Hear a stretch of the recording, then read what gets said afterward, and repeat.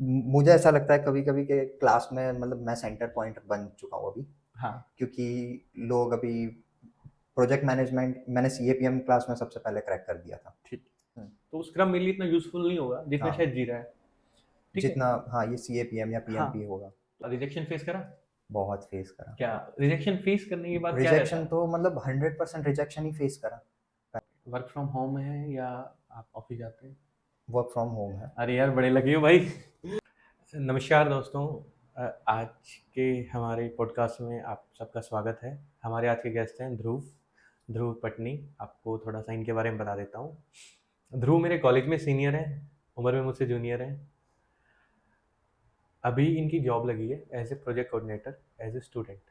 मेरे सीनियर थे, हमारा इस टॉपिक पर डिस्कशन हो रहा था। तब मैंने इन्हें इनवाइट करा पॉडकास्ट पे कि ये अपनी नॉलेज शेयर करें कि कैसे एज ए स्टूडेंट ये एक जॉब ग्रैब कर पाए, प्रोजेक्ट कोऑर्डिनेटर। जो हर प्रोजेक्ट मैनेजमेंट स्टूडेंट की एक इच्छा होती है कि मेरी बिगिनिंग यहीं से होगी, मेरा फर्स्ट स्टेप यही होगा। तो ध्रुव से बात करते हैं। ध्रुव अपने इनसाइट्स आपसे, हमसे, सबसे शेयर करेंगे। जो आपका हमारा ऑडियंस परिवार है, हम सब ध्रुव से मैक्सिमम सीखना चाहेंगे। और कोई चीज़ रह जाती है तो आप कमेंट करना, वो चीज़ मैं ध्रुव से दोबारा पूछूंगा और उस चीज़ पे शायद दोबारा हम वीडियो आप सबके लिए ले आए।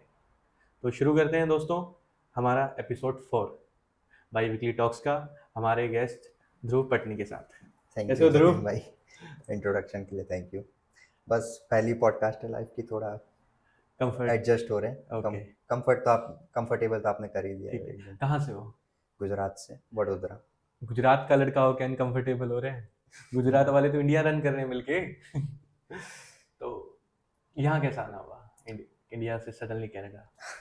सो बहुत ही मतलब अचानक से डिसीजन था मेरे मेरे लिए तो, कि 22 में मेरी ग्रेजुएशन कंप्लीट की मैंने, बीबीए करके।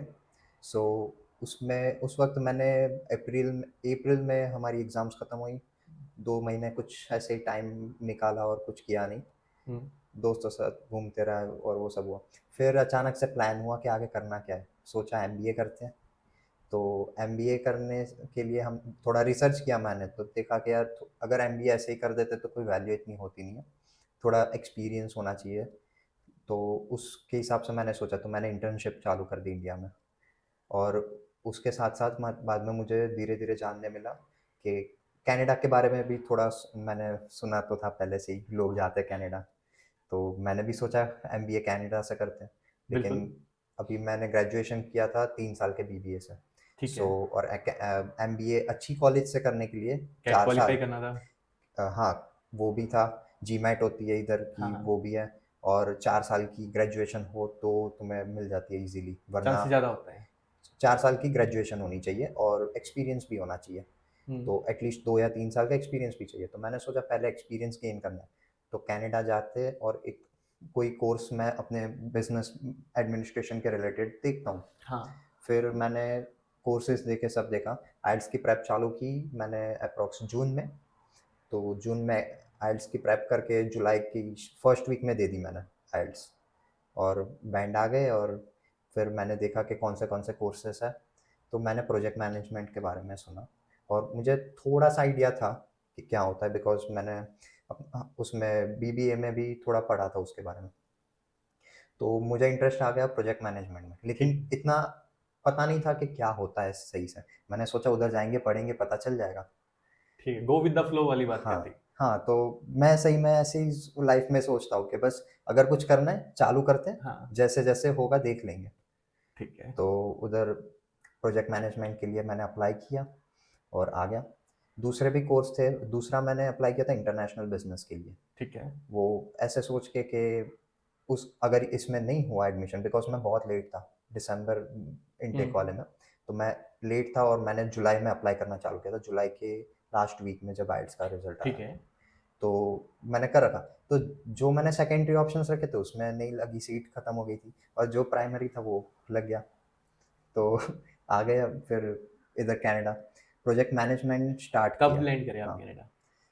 डेट थी 19 दिसंबर 2023। 23 22, सॉरी, 2022। 2022।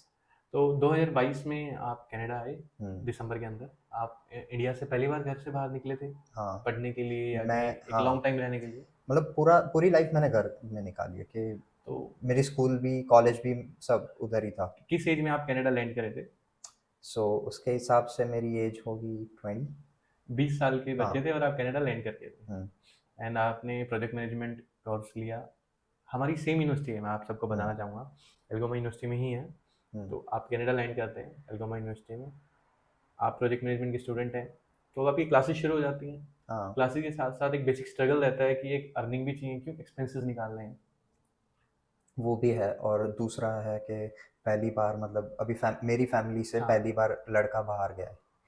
क्योंकि मैंने अब दोस्त बनाने के बाद बहुत मतलब मुझे आइडिया आया कि दूसरी साइड पंजाब हरियाणा साइड हाँ, मतलब बच्चे क्या होता है कॉलेज के लिए दूसरी सिटी स्टेट में जाते ज़्यादा हैं, चले जाते हैं या फिर हॉस्टल में भी हमेशा रहते हैं। रहते हैं। तो बहुत कॉमन है उनके लिए। हाँ जी। जबकि मुझे लगता है वडोदरा में, गुजरात का इतना पता नहीं होगा शायद, पर वडोदरा में बच्चे मतलब घर पे ज़्यादा पेरेंट्स के साथ ही रहते हैं और पढ़ाई उनकी मतलब सेम सिटी में ही होती है। ठीक है, वडोदरा का जिक्र कर गया तो मैं एक हाँ। छोटी सी बात पूछना चाहूँगा, हमारे पॉडकास्ट से थोड़ी हाँ। सेपरेट है।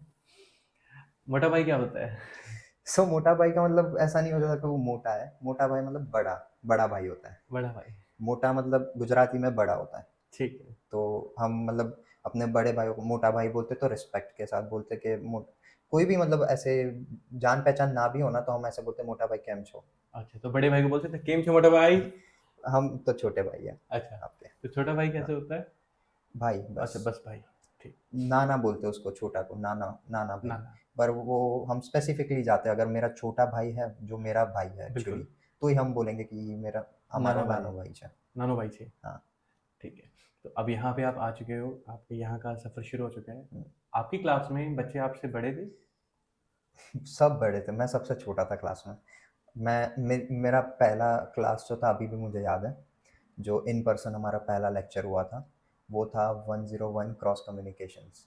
ठीक है। सो तो उसमें जब मैं पहली बार लोगों को देखा तो सबकी एज तो मुझे आइडिया आ रहा था कि सब बड़े हैं, लेकिन मुझे लगा कोई एक दो बच्चे होंगे जो हम्म। मेरी एज के आसपास तो होंगे एटलीस्ट। लेकिन धीरे धीरे बाद में सबको जानने के बाद पता चला कोई भी मेरे से मतलब सब लोग एटलीस्ट 2 साल बड़े हैं।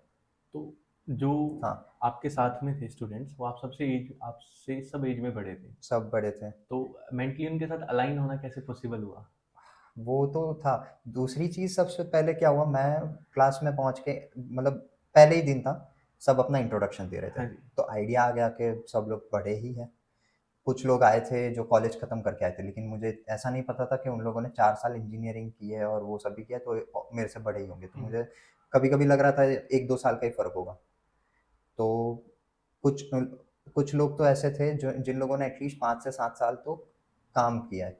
तो वो काम करने के बाद है तो इतना एक्सपीरियंस भी है उन उन लोगों का। तो मुझे तो सबसे पहले ये हुआ था कि मैं कैसे सर्वाइव करूँगा इतने कॉम्पिटिटिव एनवायरनमेंट में, कि सब लोगों को नॉलेज इतनी ज़्यादा मेरे से ज़्यादा होगी, प्रैक्टिकल एक्सपीरियंस ज़्यादा होगा। ठीक है। अब जैसे ग्रुप प्रोजेक्ट होते होंगे क्लास हुँ। में, तो ग्रुप प्रोजेक्ट में एक आपके साथ स्टूडेंट है जिसको 8 साल जॉब का एक्सपीरियंस भी है, आपसे बड़े भी हैं, हाँ, उनके साथ मतलब कैसे मतलब फंक्शनिंग होती है? वो हमारा इक्वेशन बहुत बढ़िया है उनके साथ, ठीक है। कि वो अभी कैसे है कि उन्होंने ना एक्सपीरियंस इतना देखने के बाद ना, हाँ जी। अभी मेरा परसेप्शन ये है कि कोई नया-नया जॉब पे लगता है, पहली-पहली हाँ जी। जॉब होती है, तो वो बहुत डेडिकेटेड रहता है। बिल्कुल। जबकि वो थोड़ा लेड बैक है क्योंकि उनको एक्सपीरियंस है, उनको दिमाग में अपने आप ही प्रोसेस हो जाता है कि मुझे क्या करना है। बिल्कुल। तो वो इतना ध्यान दे के ऐसा वो नहीं हो जाते, हड़बड़ा नहीं जाते कि ये करना कैसे। वो बहुत ही शांत दिमाग वाले होते हैं और उनका काम इजीली वो स्मूथली कर सकते हैं। तो उनके साथ मैंने बहुत कुछ सीखा। लेकिन अभी पहले सेमेस्टर में वो हमारे टीम लीडर थे हम्म। और उनके वो टीम लीडर थे ना, तो उनका कैसा लीडरशिप सबकी अलग होती है। बिल्कुल। तो उनका और मेरा कैसा था कि वो मुझे जो भी टास्क देते थे, वो उनको मैं कंप्लीट करके देता था। लेकिन दूसरे लोग जो उनको टास्क देते हैं, उसमें कुछ ना कुछ मुझे लगता था कि यार थोड़ा बेटर हो सकता है। ठीक है। तो मैंने उनसे बात किया और उन्होंने मतलब बहुत ही ईज़िली उनको सही तरह से लिया। उन्होंने ऐसा क्रिटिसिज़्म नहीं लिया उसका। ठीक है। तो उसके बाद ना हमारा मतलब बॉन्डिंग अच्छा होते गया।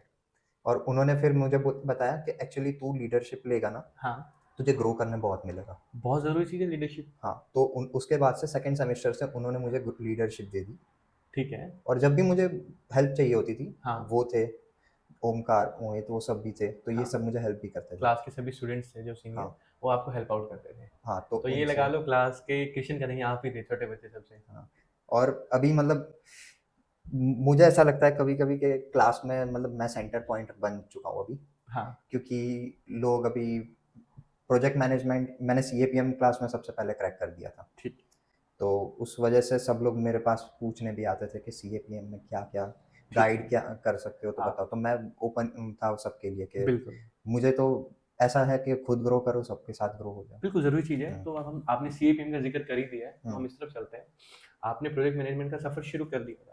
तो आपको प्रोजेक्ट मैनेजमेंट के सफ़र में इंट्रोड्यूस कैसे हुए आप? जैसे एक होता है हम क्लास में एंटर हो चुके हैं, हुँ। बट इस कोर्स के बाद हमारी जॉब क्या लगेगी? हमें किस फील्ड में जाना है? हमारे पास क्या हुँ। रिस्पॉन्सिबिलिटीज़ होंगी? और अगर हम जॉब कर रहे हैं, तो उसके लिए एलिजिबिलिटी क्या है? तो ये सब चीज़ों से आप कैसे इंट्रोड्यूस हुए?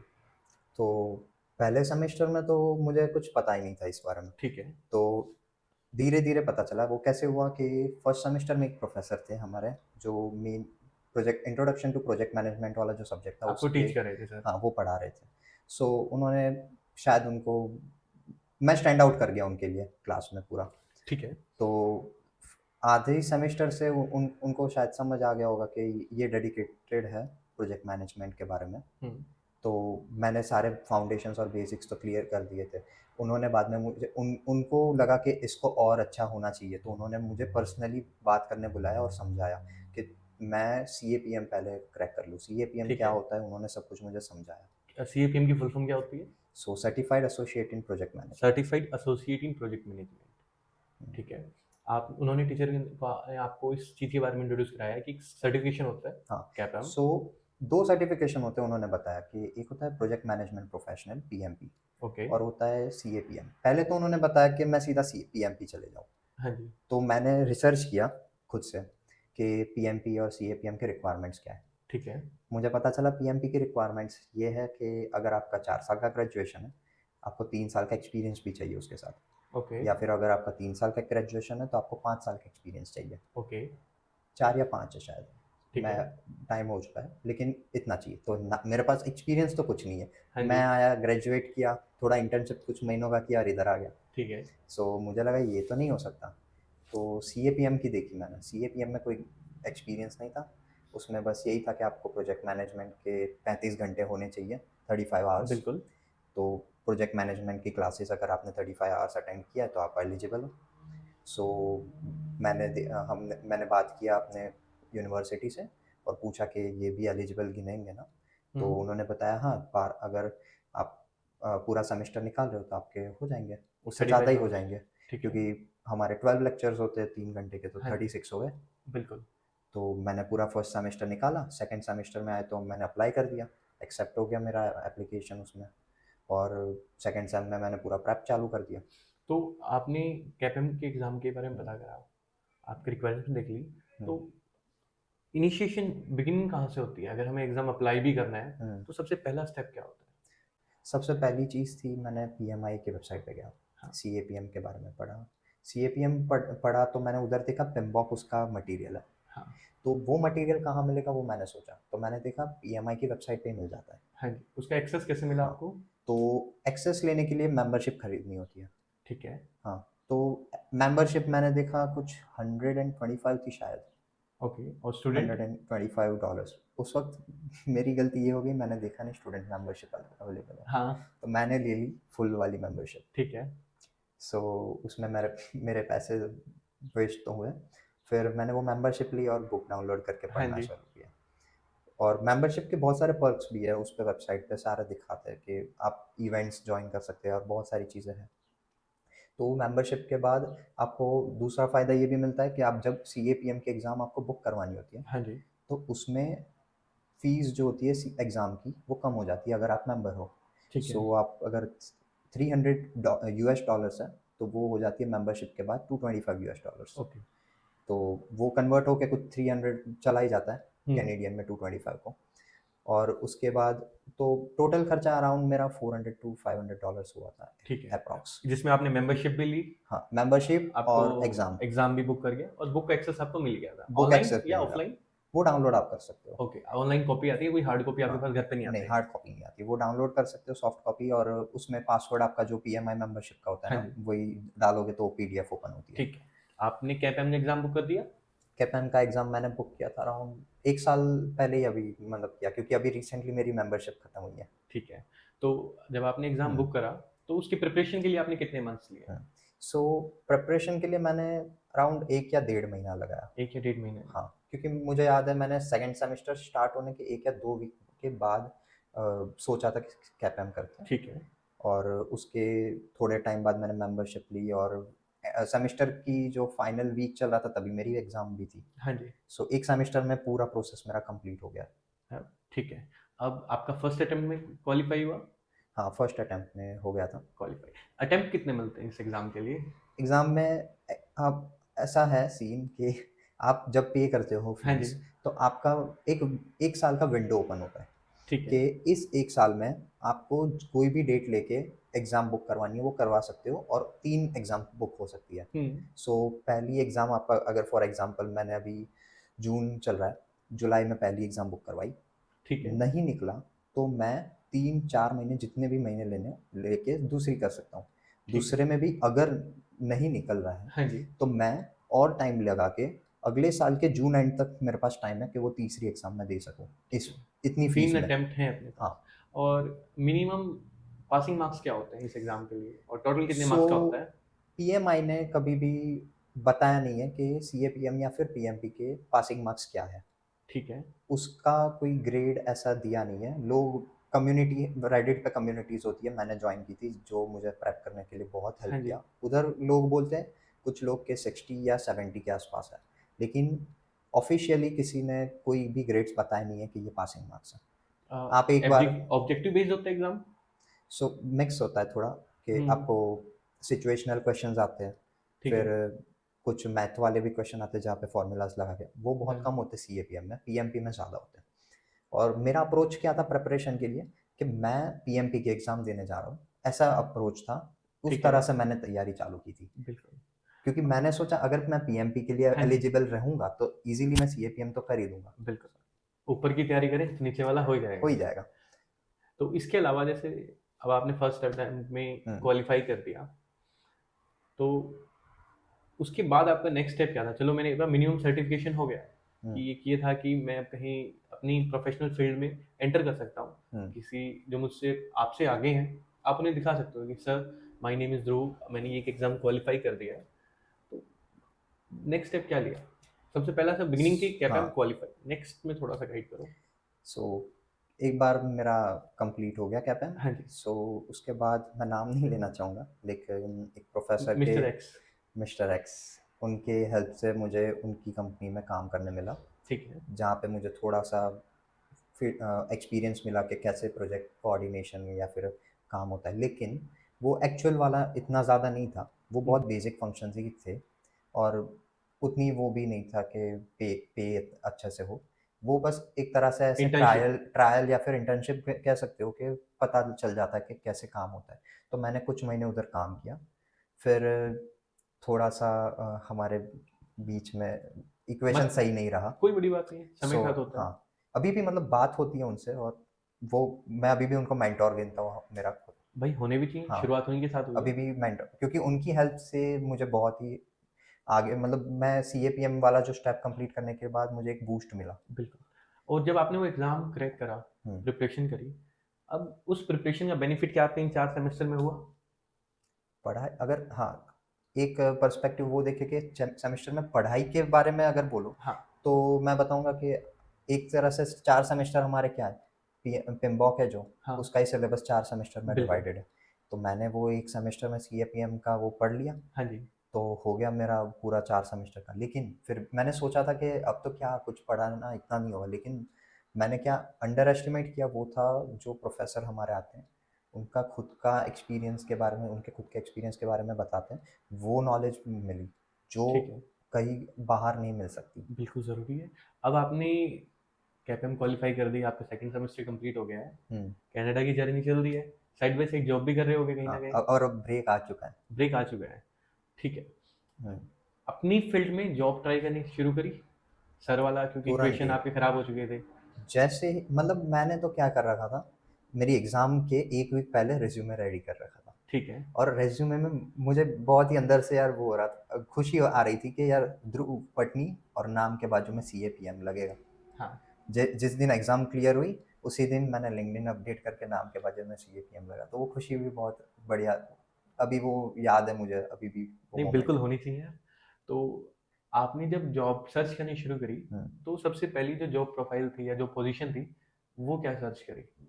मैंने सबसे पहले, फिर उस वक्त भी मुझे इतना आइडिया नहीं था कि स्टार्ट कैसे करना है, हम्म। तो वो मेरे प्रोफेसर के पास भी मैं गया था और उन्होंने भी बाद में मुझे बताया कि पहले स्टार्ट कर सकते हो कोऑर्डिनेटर की तरह से। ठीक है। तो उन्होंने मुझे बताया, तो मैंने कोऑर्डिनेटर का पोजीशन है, फिर असिस्टेंट प्रोजेक्ट मैनेजर का पोजीशन है। ठीक है। वो थोड़ा हाई एम कर रहा था मैं, जी। लेकिन फिर भी मतलब ट्राई करने में कहा जाता है वैसे भी। ठीक है।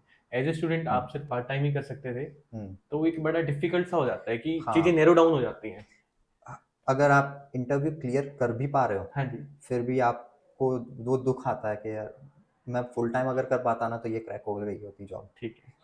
तो इंटरव्यू तक कैसे पहुंचे? सो क्योंकि अगर एचआर को रिज्यूमे भेजते हो और उसमें होता है कि पार्ट टाइम है, तो एचआर तो रिज्यूमे पिक ही नहीं नहीं होता, करेगी। वो भी जर्नी मुझे पूरी अभी भी मैं बता सकता हूँ कि जो स्टार्टिंग कैसे हुई थी मेरी। हाँ। स्टार्टिंग अभी जैसे मैंने इंडिया में भी कभी अप्लाई नहीं किया हाँ। जॉब, इंटर्नशिप तो मुझे कॉलेज के थ्रू मिल ठीक चुकी है। थी, तो इतना आइडिया नहीं था रेज्यूमे कैसा होना चाहिए। हाँ। बना दिया, और अभी मुझे, मैंने सोचा कि अभी मुझे सामने वाले के पर्सपेक्टिव से भी देख सोचना पड़ेगा ना कि ये रिज्यूमे स्टैंड आउट कैसे करेगा। बिल्कुल। तो स्टार्टिंग में तो मैंने बहुत गलतियाँ की है रेज्यूमे बनाने में। तो और दूसरी सबसे बड़ा फ़ायदा मुझे ये हुआ कि मेरे क्लास में सब लोग एक्सपीरियंस वाले थे, तो सबके पास गया मैं हाँ। और उनसे पूछा कि अपना रिज्यूमे बताओ मुझे। बिल्कुल। जिन जिन लोगों से मैंने रिज्यूमे लिया, उनके बारे में, उनका रिज्यूमे देख के मैंने सोचा कि क्या फ़र्क है इसमें और मेरे में, other than apart from experience, हाँ।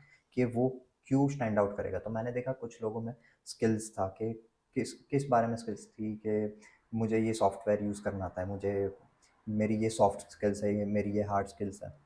तो हम्म। बेसिकली मैंने वो सब देखा, तो मैंने अपने ब्रेक टाइम में, जब मुझे फील्ड में जॉब नहीं मिल रही थी, हाँ जी। तो मैंने स्टार्ट कर दिया लिंक्डइन लर्निंग पे जाके स्किल्स अचीव ठीक करना, है। कि जैसे जीरा हो गया, तो जीरा में मैंने प्रॉपरली सीखा कैसे यूज़ करना है जीरा। ठीक है। जीरा प्लेटफॉर्म किस लिए यूज होता है? जीरा, एटलासिन जीरा जो प्लेटफॉर्म है, वो प्रोजेक्ट मैनेजमेंट के लिए यूज़ होता है मोस्टली। एक टूल है। एक टूल है, और बहुत सारी कंपनीज यूज़ करती है, ठीक लेकिन है। इसका मतलब ये भी नहीं है कि सारी कंपनीज यूज़ करें, क्योंकि सब कंपनीज का अलग अलग प्रोजेक्ट चलता है। मैनेजमेंट का टूल है। हाँ, लेकिन वो एक प्रोजेक्ट मैनेजमेंट के लिए बहुत बढ़िया टूल है, और ठीक है। प्रेफर बहुत ज़्यादा किया जाता है अगर वो आईटी बेस्ड इंडस्ट्री हो या फिर सॉफ्टवेयर बेस्ड इंडस्ट्री हो, तो तो उसमें। आपने एग्ज़ाम क्वालिफाई कर दिया, अब बात आती है स्किल्स पे हाँ। कि मैं मेरा स्किल सेट इम्प्रूव करना है, हम्म। उसमें मैंने सॉफ्टवेयर ऐड करने हैं, हम्म। तो कोई एक अलग से सॉफ्टवेयर सीखे जीरा के अलावा? जी, सीखे नहीं, लेकिन मुझे एक्सेल आता था, लेकिन एडवांस एक्सेल नहीं आता था, तो ठीक है। मैंने उस पर फोकस किया कि एडवांस एक्सेल में शॉर्टकट्स क्या है वो सब याद करते जाऊँ। फिर फार्मूलाज तो बेसिक वाली आती है, लेकिन बिल्कुल। कैसे और यूज़ उसको कर सकते बेटर हैं। कर सकते हो, मैक्रोस कैसे बनाते हो एक्सेल में, ठीक ये है। सब मैंने सीखा। तो smart sheet? Advance smart sheet मैंने नहीं सीखा, लेकिन एक्चुअली उसमें अभी मैंने अगर एक्सेल सीख लिया ना, तो आई थिंक के स्मार्ट शीट पे आप मतलब इजीली शिफ्ट तो कर ठीक है। सकते हो। स्क्रम के लिए क्या विचार रहा? हाँ, ये दूसरी जो चीज़ है, स्क्रम स्क्रम मास्टर वाली जो पोजीशन होती हाँ। है, वो रिसेंटली ही मुझे, बाद में मैंने स्क्रम के बारे में भी रिसर्च ज़्यादा फिर की। हाँ। पहले तो मैंने सीएपीएम दे दिया कि वो अपना मेन गोल है, फिर बिल्कुल। स्क्रम के बारे में भी मैंने थोड़ा रिसर्च करना चालू किया कि उसमें और इसमें क्या फ़र्क रहेगा। हाँ। फिर मुझे पता चला रिसर्च के बाद कि मैं अगर करूँगा ना, तो उसके जो बेनिफिट्स है वो इतने मैं नहीं ले पाऊँगा, एज ए जो स्टूडेंट। नहीं, as a student from business administration background, ठीक है। बिजनेस बैकग्राउंड या फिर कॉमर्स बोल सकते हैं। ओके। लेकिन अगर कोई दूसरा बच्चा है जो इंजीनियरिंग बैकग्राउंड से, नॉन मेडिकल बैकग्राउंड हाँ, से, वो ज़्यादा वो इसके स्क्रम के ज़्यादा बेन बेनिफिट ले पाएगा अगर हाँ, वो क्वालिफाई करता क्योंकि है। अभी अगर मैंने स्क्रम मास्टर का सर्टिफिकेशन कर भी लिया, तो भी मुझे आईटी बैकग्राउंड चाहिए, तब जाके मैं जॉब क्रैक कर पाओगे। जॉब क्रैक कर सकता हूँ, क्योंकि मुझे अगर नॉलेज ही नहीं है उस फील्ड का, तो मैं हम्म। जॉब क्रैक कर ही नहीं सकता ना। मेरे को आपकी एक ये चीज़ बड़ी अच्छी लगी, हाँ। जब भी कोई स्टूडेंट जॉब के लिए जाता है तो उसको रहता है मैं ये भी सीख लूँ, मैं वो भी सीख लूँ, सब कुछ मैं सीख लूँ। नहीं, नैरो डाउन कर लिया कि यार मेरी एक चॉइसेस है, मैं प्रोजेक्ट कोऑर्डिनेटर बनना चाहता हूँ, मेरी क्वालिफिकेशन क्या है, मैंने बीबीए करी है, मैंने एक आईटी से बीटेक नहीं करी है, तो स्क्रम मेरे लिए इतना यूजफुल नहीं होगा जितना हाँ, शायद जीरा है। ठीक है। जितना, हाँ, ये CAPM या हाँ, PMP होगा। तो आपने अपनी एक चीज पकड़ ली कि यार आई नो ये मेरा स्ट्रॉन्ग हाँ, पॉइंट है, एटलीस्ट मैं इसको इम्प्रूव कर लूँ और उसके बेसिस पे जॉब के लिए अप्लाई करूँ। हाँ, तो वही मैंने सोचा कि एंड गोल क्या है। हाँ। एंड गोल अगर पता होगा ना तो हाँ, रास्ता अपने आप निकल जाएगा। बिल्कुल। तो दिख जाता है कि वहां जाना है, हाँ, रास्ता बनाना ही है। मैं एक्चुअली पहले ऐसा ही था कि सब जगह मैं जाता था हाँ हाँ। कि सब कुछ मैं सीखूंगा, हाँ, जो बनेगा वो देखेंगे। लेकिन बिल्कुल। फिर थोड़ा पर्सपेक्टिव भी, जैसे जैसे एज बढ़ती है तो हाँ, पर्सपेक्टिव भी चेंज होते जाते हैं। बिल्कुल। वैसे ही मैंने जब अपना 10th बोर्ड्स क्लियर किया था, हम्म। कुछ भी मतलब गोल सोचे बिना मैंने फ्रेंच सीखना चालू कर दिया था। 10th के बाद हाँ, 10th की बात। सो ऐसा नहीं था कि कनाडा जाते तो फ्रेंच सीख लेते हैं फ्रेंच कोई। आती है आपको? हाँ, मेरे को भी 1 मिनट पहले बताया आपने, पहले कभी नहीं बताया। इंटरमीडिएट लेवल है, इतना अच्छे से नहीं आती है। ठीक और है। मैंने जो सीखी है वो है यूरोपियन फ्रेंच, ओके। और क्वेबेक हुआ बोलते हैं उसको, जो इधर चलती है फ्रेंच। ठीक है। मतलब एक तरह से आप मान सकते हो जो ब्रिटेन में इंग्लिश बोली जाती है हम्म। और इधर यूएस या फिर ऑस्ट्रेलिया में बोली जाती है, तो वो थोड़ा फर्क रहता है स्लैंग्स ठीक में, है। वो सब में। अब आपने इंटरव्यूज दिए, इंटरव्यूज में क्या रिजेक्शन फेस करा? बहुत फेस करा। क्या रिजेक्शन फेस करने के बाद क्या रहता रिजेक्शन है? तो मतलब 100% रिजेक्शन ही फेस करा पहले तो, हाँ, क्योंकि मैं बहुत ही डाउन फील कर रहा था एक पॉइंट पे जब मैंने बिल्कुल। इतने इंटरव्यूज में रिजेक्शन फेस करा। उसके बाद?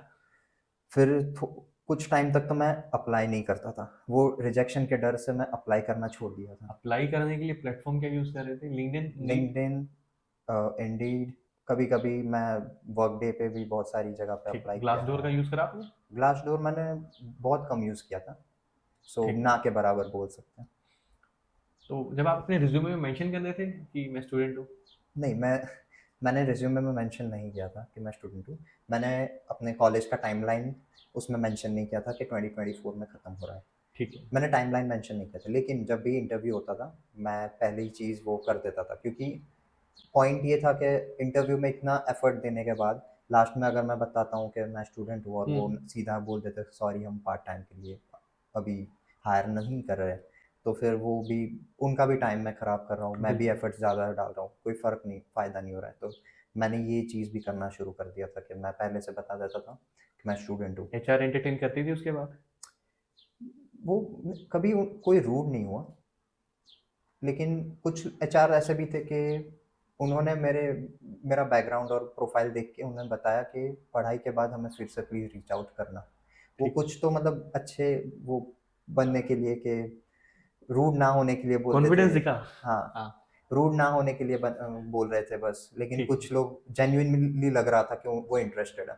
ठीक है। सो मैंने उनको अपने नोट्स में सेव रखा था कि इस जगह पे फिर से अप्लाई करूँगा मैं, ठीक या है। फिर उनका ईमेल मेरे पास पड़ा था तो उनको फिर से रीच आउट करूँगा। ओके। अब आपने इतने रिजेक्शन फेस करे, हुँ, तो अब आपकी एक जॉब लगती है एज ए प्रोजेक्ट कोऑर्डिनेटर। हुँ।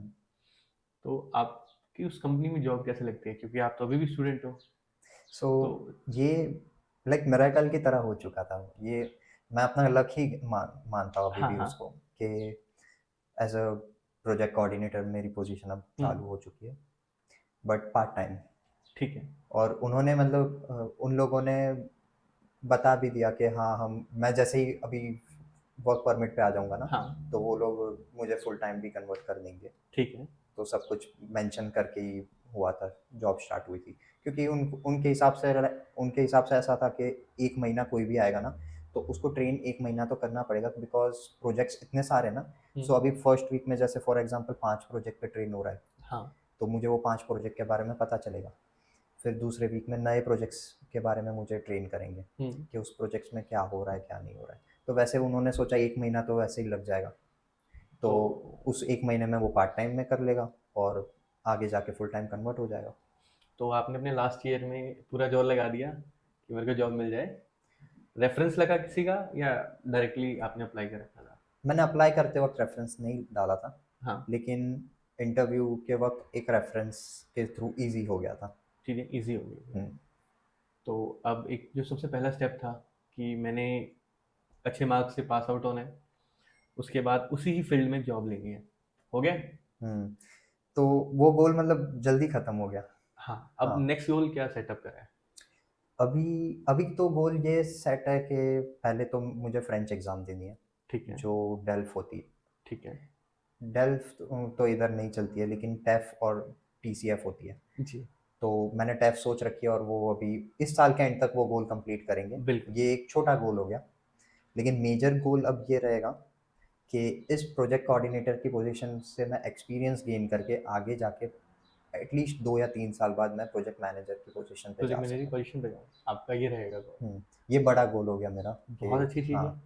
अब आप जिन टीचर से कनेक्टेड थे, हम्म। उन्होंने क्या रिव्यू दिया आपके इस जॉब के बारे में? एक्चुअली अभी मैंने उनसे बात ही नहीं हुई है। ठीक है, उन्हें बताना ज़रूर। मुझे मुझे बताना है, लेकिन वो बिजी बहुत है और उनको मुझे इन पर्सन मिल के बताना है। बिल्कुल, ये ठीक है। ऐसे मुझे लगता है कि उन्होंने जिस तरह से मुझे हेल्प किया ना, ये हुँ, ऐसी चीज़ नहीं है जो कॉल पे सिर्फ बता सकूँ मैं।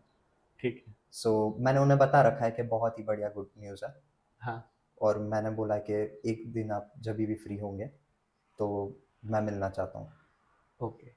तो अब आपका सफ़र शुरू हो चुका है हाँ, प्रोजेक्ट और कोऑर्डिनेटर का। ऐसा भी नहीं है कि बहुत टाइम चला गया, अभी लाइक 2 वीक ही हुए हैं जॉब को पोजीशन जॉइन करें? चालू ज्वाइन। और ठीक है। स्टार्ट पहला वीक तो मैंने ट्रेन ही किया है। लिंक्डइन पे या ट्रेनिंग। इंडीड पे आपने सेग्रीगेशन कैसे करा कि मैंने अगर प्रोजेक्ट कोऑर्डिनेटर की जॉब सर्च करनी है, तो क्या उसमें स्पेशली मेंशन करते थे लिंक्डइन में सॉर्ट फ़िल्टर में जाके पार्ट टाइम मेरी एंड जॉब फिर? एप्लीकेशन का प्रोसेस मैं शेयर करूँगा कि मैंने कैसे किया। स्टार्टिंग में तो मैं जाता था, सर्च किया प्रोजेक्ट कोऑर्डिनेटर, जो भी पोजीशंस हाँ। मिल रहा है उसमें मैं देख रहा हूँ कि मैच हो रहा है रिक्वायरमेंट्स हुँ, मेरे साथ, तो अप्लाई कर दिया। फिर धीरे धीरे मैंने कैसे किया कि हर एक जॉब के लिए लोग, मैंने जहाँ तक सुना है, लोग क्या करते हैं, रोज़ 100 जॉब अप्लाई करते हैं, 50 जॉब हुँ, अप्लाई करते हैं। तो वो अप्रोच अब मुझे लगता है वो गलत है। ठीक है, अगर आप कर रहे हो जॉब अप्लाई, ठीक है, मैक्सिमम दिन में 3 या 4 जॉब अप्लाई करो। ठीक है, लेकिन वो कैसे करो कि वो जॉब के बारे में पूरा पढ़ लो और उसके हिसाब से पूरा एक नया रिज्यूमे रख के तैयार करो अपने हिसाब ठीक से, है, और कवर लेटर लिखो। ओके, लोगों का मैंने खुद भी ये किया है कि कवर लेटर का एक टेम्पलेट है, ओके, उसके अंदर कुछ कुछ चीज़ें चेंज कर दिया और मैंने अप्लाई कर दिया। लेकिन मैंने फिर अप्रोच अपनी बदल दी थी थर्ड सेमिस्टर से, ठीक है, कि अब मैं ऐसे करूँगा कि रोज़ दिन का मैं 3 से 4 मैक्सिमम जॉब अप्लाई कर रहा हूँ। कभी-कभी कर भी नहीं रहा हूँ मैं हुँ, दिन में। लेकिन जब भी मैं कर रहा हूँ ना, पूरा एफ़र्ट डाल के एक पूरा रिज़्यूमे फ्रेश तैयार कर रहा हूँ, उसी जॉब के लिए, कि उस जॉब में क्या-क्या चीज़ें लिखी हुई हैं, कि क्या-क्या टास्क एंड रिस्पॉन्सिबिलिटीज़ हैं, वो सब मेरी प्रीवियस जॉब्स में आ रही है, मेंशन हो रही है। हुँ, वो सब मैं ध्यान दे के बना रहा हूँ रिज्यूमे को, और वही चीज़ मैं कवर लेटर में पॉइंट आउट कर रहा हूँ कि ये वाली रिस्पॉन्सिबिलिटीज़ मैंने पिछली प्रीवियस जॉब्स में कवर करी की है। है। तो आप उसके अंदर जब सर्च करते थे, उसमें हुँ। एक्सपीरियंस होता था, तो एंट्री लेवल लिखते थे फ़िल्टर एंट्री में? लेवल दिखता था मेरे लिए। और मैंने कितनी सारी जॉब्स देखी है जहाँ पे प्रोजेक्ट कोऑर्डिनेटर भी जॉब है, वो भी at minimum 3 to 5 years experience minimum बताते हैं। 3 टू 5 एक्सपीरियंस माँगते हैं। हाँ, लेकिन फिर मैंने अपने जो दोस्त हैं जो मेरे से 8 साल ज़्यादा हुँ, एक्सपीरियंस में है क्लास में, ठीक है, उनसे बात किया तो उन्होंने बताया कि कुछ एचआर होते हैं जो ऐसे बस डाल देते हैं, फिर भी अप्लाई कर देना चाहिए उसमें, क्योंकि वो ऐसा नहीं है कि वो सिर्फ एक्सक्लूसिवली उनके लिए है। वो बस प्रेफ़र करेंगे कि ज़्यादा एक्सपीरियंस वाले लोग मिलें, क्योंकि ठीक है, उन्होंने भी एचआर डिपार्टमेंट थोड़ा हैंडल किया है। ओके, उनके पास यूएस में एक्सपीरियंस है, सो उन्होंने उनके गॉट इट। साइड से भी मुझे तो थोड़ा अब बताया। आपने ये बताएँ, जो आप जॉब कर रहे हैं, हुँ, मोस्ट ऑफ स्टूडेंट इधर आके क्या करते हैं कि कॉलेज कंप्लीट हो गया, उसके बाद नॉक की जॉब पकड़ेंगे। नॉक की जॉब क्या है? एक सुपरवाइज़र है, कोई कोई सिक्योरिटी में सुपरवाइज़र, कोई हुँ, गैस स्टेशन पे, या कोई वेल्डिंग का कुछ देख रहा है। एज़ ए प्रोजेक्ट कोऑर्डिनेटर क्या ये नॉक की जॉब है? नॉट भी नॉक भी? तो पीआर में हेल्प करेगी जॉब आपकी? करेगी, करेगी? बिल्कुल। और और एक ऑनेस्टली बताऊँ ना तो अभी मेरे दिमाग में पीआर वाला नहीं वो आना। है था ही नहीं, क्योंकि मतलब किस तरह से है मैं समझाता हूँ। पीआर एक ऐसा गोल है जो हाँ, मैंने सोचा है कि मैं इतना हाई एम कर रहा हूँ ना कि वो हो क्लियर ही हो जाएगा। जाएगा। ठीक है, मैंने ऐसे सोच, वो थोड़ा मेरा वो घमंड टाइप का भी सोच हो सकता है, लेकिन मैं ऐसे सोच के जा रहा हूँ कि मुझे हाई इतना एम करना है ना हाँ, कि वो नीचे वाले गोल्स जो है ना वो अपने आप ही उसमें क्लियर हो जाए। चल कोई ना। मेहनत कर, दुआ कर, सारी हाँ, चीज़ होंगी, ठीक है? अब कंफर्टेबल है? बिल्कुल। ठीक है। अपनी ऑडियंस को कुछ और शेयर करना चाहता है, तो कर सकता है। अगर आप मैं और ये बताना चाहूँगा कि यार मैंने इतना ट्राई करने के बाद ना फेलियर देखा ना, जब जॉब एप्लीकेशंस में रिजेक्शंस इतने सारे दिखे ना, तो एक पॉइंट मेरा भी था जब मैंने सोचा कि अभी फ्यूचर क्या होगा मुझे खुद पता नहीं है। तो उस वक्त वो पॉइंट देखने के बाद इधर आने के बाद अब पता चल जाता है कि बस एफर्ट्स करते रहो ना, तो मिल जाता है उसका फल। ठीक है, अब आप मैंने भी हार मानी थी और बहुत टाइम तक मैंने हार मान ली थी। ठीक है, शुरू करें इसको समाप्त, बुरा ना माने तो। बिल्कुल बता दे कुछ और बात करनी हो तो, अपना घर है, ऑडियंस परिवार है अपना, मुझे तो टाइम कैसे निकल गया पता ही नहीं चला। नहीं लगा ना। तो गाइस, जैसे कि आज ध्रुव थे, ध्रुव ने अपनी जर्नी शेयर करी कि उनकी job as a project coordinator कैसे लगी, कैसे उन्होंने इतने रिज्यूमे बनाए, कैसे इतनी जॉबों पे अप्लाई करा, एचआर ने फीस पे रिफ्यूज़ कर दिया, एचआर ने टाइम दे दिया कि आप ग्रेजुएशन के बाद मुझे अप्रोच करें, still he manage to grab a job. इन्होंने अपनी डेडिकेशन बनाए रखी, एक चीज़ मेंटेन रखी, ऑनेस्टी, खुद से एक ऑनेस्टी थी कि यार मैंने अप्लाई करना है, मैंने मेरी फील्ड में ही जाना है। और ध्रुव मुझसे एज में छोटा है, but still he is an inspiration for me in this field. कि एटलीस्ट इन्होंने एक मिनिमम टास्क था कि मैंने प्रोजेक्ट मैनेजमेंट अच्छे मार्क्स से पास कर रहे हैं, लास्ट सेमेस्टर है, एक उससे पहले एक सर्टिफिकेशन लेना है जो मेरे को जॉब में हेल्प करेगा, वो इन्होंने लिया। तो he has done a lot. 20 साल का लड़का था, आया था, 22 का हो गया है, बड़ी मेहनत करी है, आगे भी कर रहा है। और एक परसेप्शन है इन्होंने जो चेंज करा है कि नौक की जॉब सिर्फ वेल्डिंग की हो सकती है, किसी गैस स्टेशन सुपरवाइजर की, या किसी एक सिक्योरिटी सुपरवाइजर की। प्रोजेक्ट कोऑर्डिनेटर की जॉब भी नौक की जॉब होती है और आपके पीआर में हेल्प करेगी आगे फ्यूचर में। एंड इन्होंने चीज़ें करी हैं, ये कर सकते हैं तो आप और हम भी कर सकते हैं। कुछ अलग नहीं है, परमात्मा ने जो इनको दिया है वो ही हमें दिया है। सिर्फ मुद्दा इतना है कि मेहनत कौन कितनी करेगा, मेरा ये मानना है। कुछ गलत बोला? बिल्कुल नहीं, ठीक है। बस डेडिकेशन बनाए रखो, हाँ, सॉल्यूशन आ जाता है। ठीक है। और तो ध्रुव, दोस्तों के साथ कांटेक्ट बनाए रखो। मैंने एक पॉइंट ऐसा भी था कि पूरी सोशल लाइफ से मैंने डिस्कनेक्ट कर दिया था खुद को ठीक एक, है, और वो मैंने बहुत गलत किया था। तो दोस्त और फैमिली के साथ अगर बने रहोगे तो मोटिवेशन मिलता रहेगा। ठीक है। अपना नाम ध्रुव पटानी है? मेरा नाम ध्रुव पटनी है। ओके, मेरे को लगा दिशा पटानी आपके परिवार में होगी। नहीं नहीं, पता नहीं अभी वो कौन से किस तरह से होता है, लेकिन चलो ठीक है, हाँ। कोई ना। ठीक है ध्रुव, ऑडियंस को कुछ और कहना चाहोगे? आपका प्लेटफॉर्म है। श्योर, अगर कुछ रह गया हो तो मैं अपना कांटेक्ट इन्फो भी दूंगा। हाँ, तो आपसे एक रिक्वेस्ट थी, अगर हाँ। आप कंफर्टेबल हो तो अपने रिज्यूमे का एक टेम्पलेट है, हम्म। वो शेयर कर देना, मैं उसका लिंक नीचे डिस्क्रिप्शन में मैं डाल दूंगा। मैं अपना रिज्यूमे का टेम्पलेट ज़रूर शेयर करूँगा, लेकिन दूसरी एक और पॉइंट है, लोगों को मैं बताना चाहूँगा कि रेडिट नाम का एक एप्लीकेशन है हाँ जी, जहाँ पे आप लोग मतलब मैंने इस ब्लॉगिंग कम्युनिटी होती है। हाँ, तो इसमें कम्युनिटीज़ बहुत सारी होती है जहाँ पे आप जॉइन कर सकते हो कम्युनिटीज़। मैंने CAPM और PMP की कम्युनिटी उसमें थी, उधर जॉइन किया था। उधर से मुझे बहुत ही नॉलेज मिली थी कि क्या होता है CAPM। लोगों ने क्रैक की है तो उन्होंने कैसे प्रिपेयर किया था पहले से।